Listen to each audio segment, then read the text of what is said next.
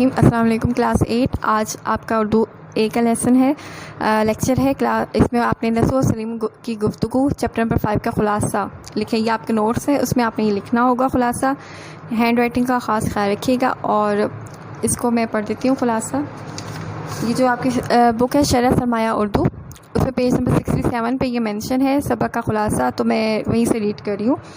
مصنف بتاتے ہیں کہ جب دلی میں ہیضہ کی وبا پھیلی تو میاں نسو بھی اس بیماری میں مبتلا ہو گیا۔ وہ اپنی بیماری کی وجہ سے خیال کرنے لگے کہ شاید موت قریب ہے۔ ڈاکٹر نے خوب اور دوا دی تو وہ سو گئے۔ خواب میں انہوں نے آخرت کے خوفناک مناظر دیکھے تو گھبرا کر اٹھ بیٹھے۔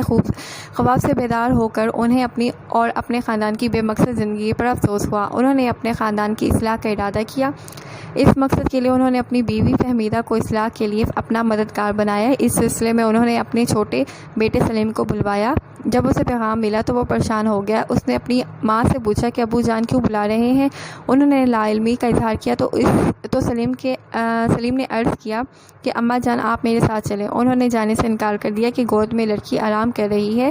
سلیم ڈرتے ہوئے اپنے باپ کے پاس گیا تو انہوں نے پیار سے پوچھا کہ آج مدرسے کیوں نہیں گئے؟ سلیم نے جواب دیا کہ ابھی گھنٹے بھر کی اور دیر ہے۔ اس کے باپ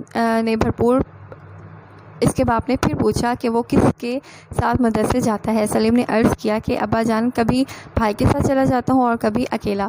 مزید پوچھنے پر اس نے بتایا کہ بھائی جان صبح سویرے تیار ہو کر امتحان کی تیاری کے سلسلے میں اپنے ہم جماعت کے پاس چلے جاتے ہیں۔ چونکہ بڑے بھائی جان کے پاس ہر وقت گنجفہ اور شطرنج ہوتی ہے، اس لیے منجلے بھائی جان کو امتحان کی تیاری میں دشواری ہوتی ہے۔ باپ نے پوچھا کہ کیا تمہیں شطرنج کھیلنا آتی ہے؟ سلیم نے جواب میں عرض کیا کہ اس کا کھیلوں سے دل اچاٹ ہو گیا ہے۔ باپ نے وجہ دریافت کی تو اس نے کہا کہ اس کی وجہ ہمارے محلے میں رہنے والے وہ 4 لڑکے ہیں جو آپس میں بھائی ہیں۔ آپ نے انہیں گلی میں آتے جاتے دیکھا ہوگا، گورے گورے ہیں۔ چاروں لڑکے بہت نیک صفت ہیں، راستے میں آتے جاتے ہر کسی کو سلام کرتے ہیں۔ کئی سالوں سے اس محلے میں شرافت سے گزر بسر کر رہے ہیں۔ یہ آپس میں چھوٹے بڑے ہیں، یعنی ان کی عمروں میں کوئی خاص فرق نہیں ہے۔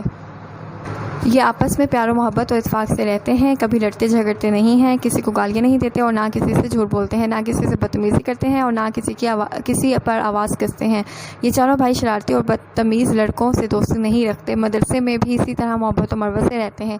مدرسے میں جب ایک گھنٹے کی چھٹی ہوتی ہے تو سب لڑکے کھیل کود میں مشغول ہو جاتے ہیں، مگر یہ چاروں بھائی قریبی مسجد میں نماز پڑھنے کے لیے چلے جاتے ہیں۔ ان میں سے منجلا بھائی میرا ہم جماعت ہے۔ ایک دن مجھے اپنا سبق زبانی یاد نہیں تھا۔ استاد صاحب نے جب سبق سنا تو مجھے نہیں آیا، تو انہوں نے ہدایت کی کہ اپنے اس ہم جماعت کے پاس جایا کرو۔ میں استاد صاحب کی ہدایت کے مطابق ان کے گھر چلا گیا۔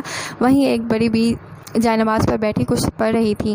میں انہیں سلام کے بغیر کمرے میں چلا گیا۔ جب وہ پڑھ کر فارغ ہوئی تو انہوں نے مجھے اپنے پاس بلا کر نصیحت کی کہ اچھے لوگوں کا یہ دستور ہوتا ہے کہ وہ اپنے سے بڑوں کو سلام کیا کرتے ہیں۔ اس کے بعد انہوں نے مجھے پیار سے مٹھائی کھلائی۔ ان بڑی بی کی نصیحت کی وجہ سے میرا دل تمام کھیلوں سے اچاٹ ہو گیا۔ تو یہ آج آپ کا جو سبق کا خلاصہ ہے یہ کمپلیٹ ہوتا ہے۔ یہاں پر لیکچر بھی آپ کا کمپلیٹ ہے، تو ٹیک کیئر، اللہ حافظ۔